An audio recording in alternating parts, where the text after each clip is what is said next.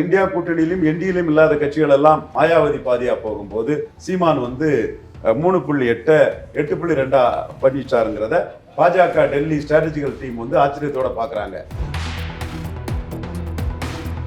இந்த சூழ்நிலையில பெருஞ்சர் அண்ணா பெருந்தகைக்கு மக்கள் தலைவர் எம்ஜிஆர் இருக்கிற மாதிரி பலம் நிரூபிக்காத விஜய் சீமான ஏத்துக்குருவாருங்கிற ஒரு எதிர்பார்ப்பு.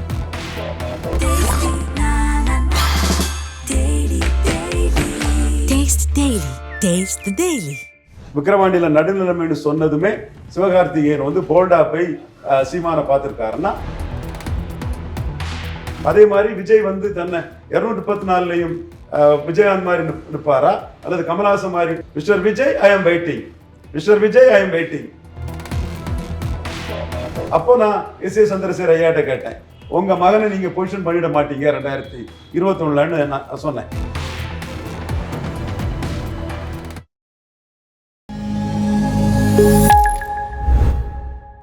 அரசியல் சார்ந்த கேள்விகள் பல இருக்கிறது. கேட்பதற்கு நம்மோடு மூத்த அரசியல் விமர்சகர் ஐயா ரவீந்திர துரைசாமி அவர்கள் இருக்கிறார். வணக்கம் சார். வணக்கம் தம்பி. சார், இவர் அன்புமணி அவர்கள் பிரச்சாரம் பண்றாரு.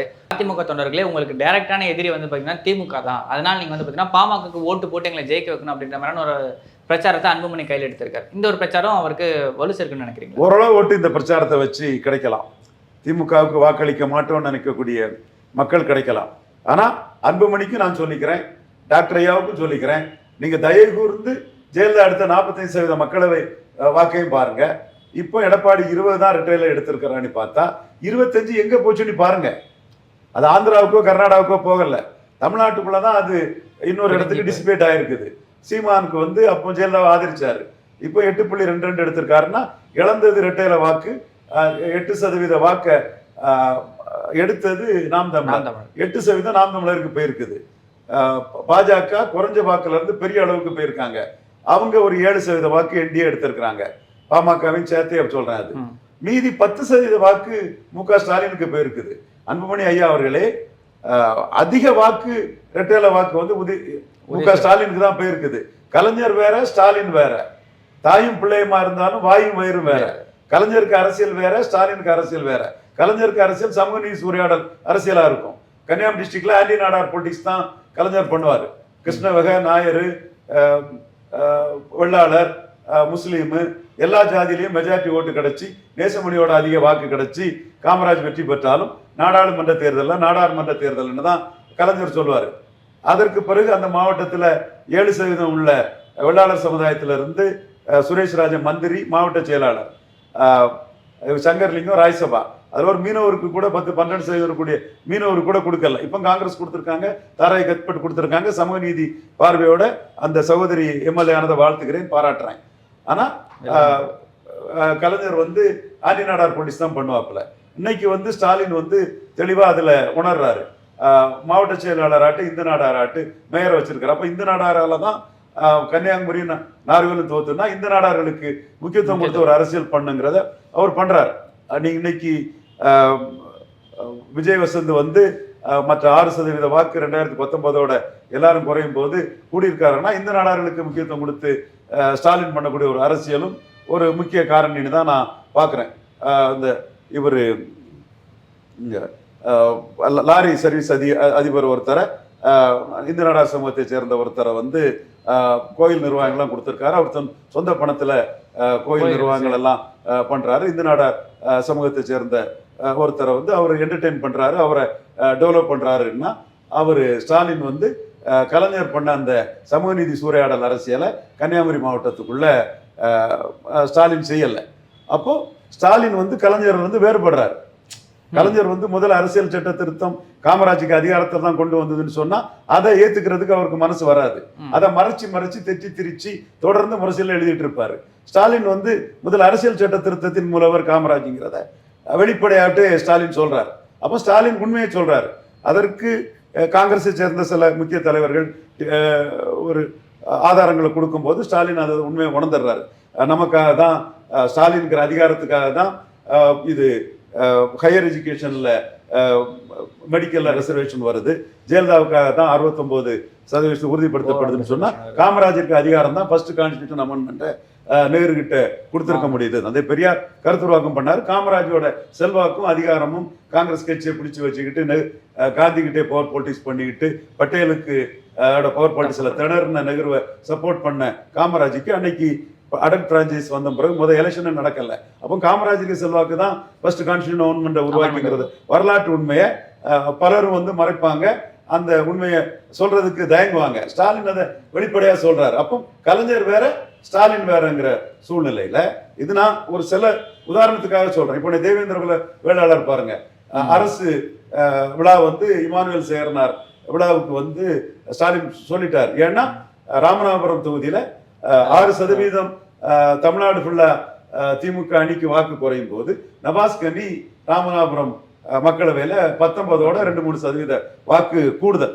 இத்தனைக்கும் செல்வாக்கான ஒரு தலைவர், அனைத்து மக்களாலும் விரும்பப்படக்கூடிய ஓபிஎஸ் நின்ன பிறகு கூட அவர் 2-3% வாக்கு நவாஸ்கனி கூடுதல்னா ஸ்டாலின் அதை பார்க்கிறாரு. அப்போ தேவேந்திர குல வேளாளர்கள் தான் இதை போட்டிருக்காங்க. அப்போ தேவேந்திர குல வேளாளருக்கு இமானுவேல் சேகரனுக்கு அந்த கௌரவத்தை கொடுக்கணுங்கிற இதை ஸ்டாலின் உள்ள எடுக்கிறாரு.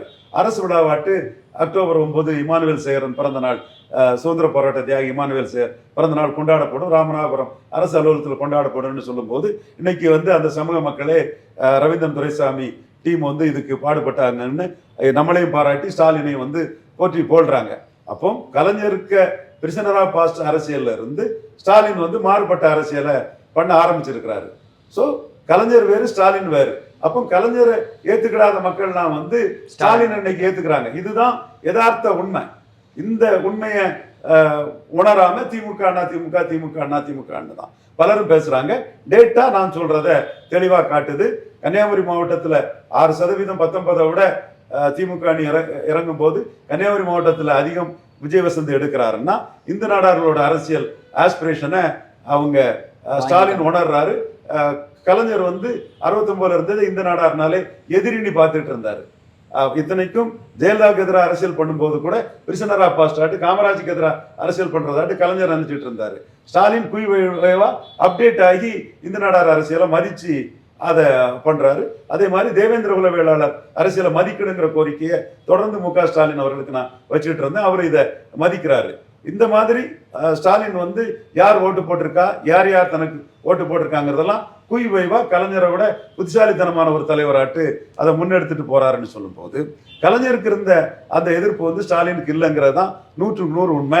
இதை நான் சொல்றது பலரால ஜீரணிக்க முடியாது, கசக்கும், உண்மை சூடும், ஆனா இதுதான் உண்மை.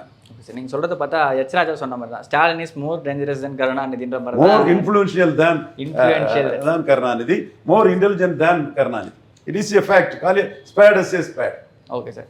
சார் அது இல்லாமல் இப்போ 110 விதியின் கீழே பார்த்தீங்கன்னா 75,000 பணிகள் ஜனவரி மாதத்துக்குள்ள நிரப்பப்படும்ன்ற விஷயங்கள்லாம் சொல்லியிருக்காரு.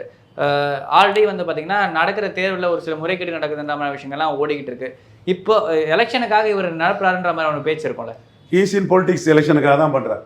நான் இதெல்லாம் சொன்னதுனால அவர் ஹீஸ் இன் பொலிட்டிக்ஸ் எலெக்ஷன் தான் பண்றாருன்னு நான் சொல்லாமல் இருக்க மாட்டோம். எலெக்ஷனுக்காக தான் பண்றாரு. Okay sir. அது இல்லாமல் சீமான் அவர்கள் விஜயோட கூட்டணி வைக்கணும்னு ரொம்பவே ஆர்வமாக இருக்க மாதிரி தான் அவரோட பேட்டிகள் எல்லாமே இருக்கு. கூட்டணி வைக்கிறதுக்கான வாய்ப்பு இருக்குன்னு நினைக்கிறீங்களா, விஜய்க்கும் சீமானுக்குமான கூட்டணி? அதாவது சீமான் பலன் நிரூபித்த ஒரு தலைவர். 8.2% எடுத்திருக்கிறாரு. இந்தியாவிலே இந்தியா கூட்டணியிலும் என்டியிலும் இல்லாத கட்சிகள் எல்லாம் பலகீனம் அடைஞ்சு பாதியா போகும்போது, அகாலிடல் பாதியா போகும்போது, பிஆர்எஸ் டிஆர்எஸ் பாதியா போகும்போது, மாயாவதி பாதியா போகும்போது, லோக்கல் கட்சிகள் காணாம போகும்போது சீமான் 3.8 பண்ணிச்சாருங்கிறத பாஜக டெல்லி ஸ்ட்ராட்டஜிக்கல் டீம் ஆச்சரியத்தோட பாக்குறாங்க. அது சம்பந்தமா எப்படி முடிஞ்சுங்கிற என்கொயரியை நம்ம கிட்ட கேட்கறாங்க. அதே மாதிரி சுனில் கனகோலு, சந்தீப் சக்சேனா போன்ற சோனியா அம்மையாரோட ஸ்ட்ராட்டஜிக்கல் டீம், அதாவது காங்கிரஸ் ஸ்ட்ராட்டஜிக்கல் டீம்ல உள்ளவங்களும் இவர் மட்டும் எப்படி இந்தியாவில் இப்படி சாதிச்சுட்டாருங்கிறத பாக்குறாங்க.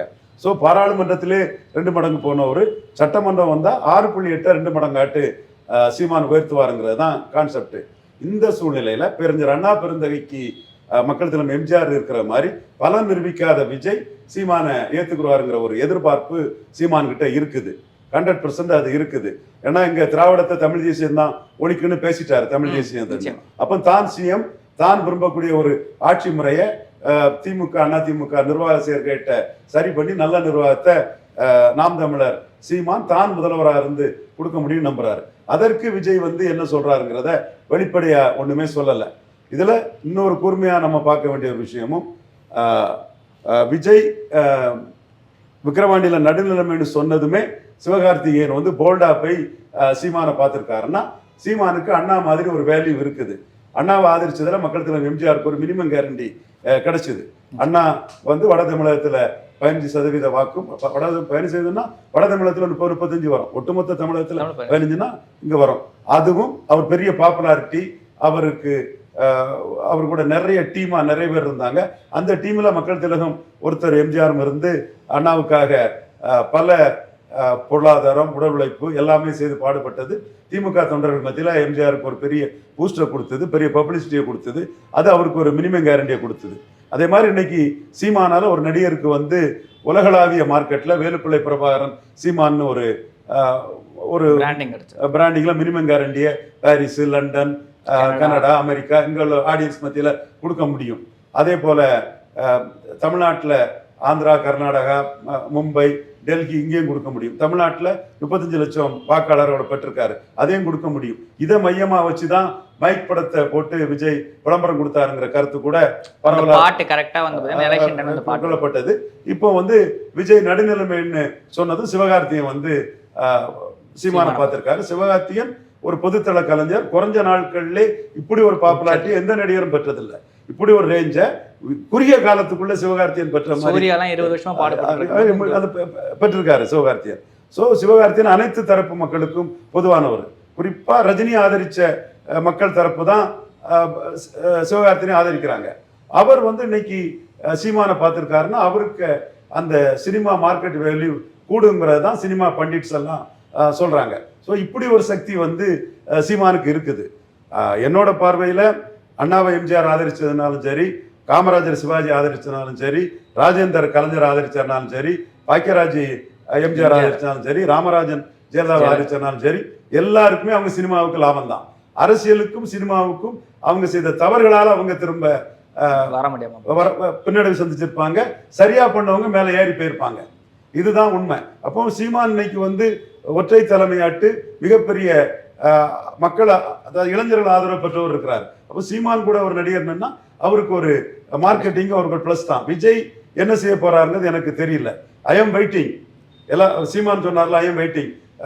விஜய் தன்னை அண்ணா மாதிரி ப்ரொஜெக்ட் பண்ணுவாரா இல்லையாங்கிறத அறியதுக்கு சீமான் வெயிட்டிங். அதே மாதிரி விஜய் வந்து தன்னை 214லையும் விஜயகாந்த் மாதிரி நிற்பாரா அல்லது கமல்ஹாசன் மாதிரி 39, அதுவும் 214க்கு எதிராக சமம், அப்படி பிரின்சிபல் போல்ஸா நிற்பாரா அல்லது விஜய் வந்து சபார்டினேட் போல்ஸா நிற்பாராங்கிறதுக்கு mister Vijay I am waiting.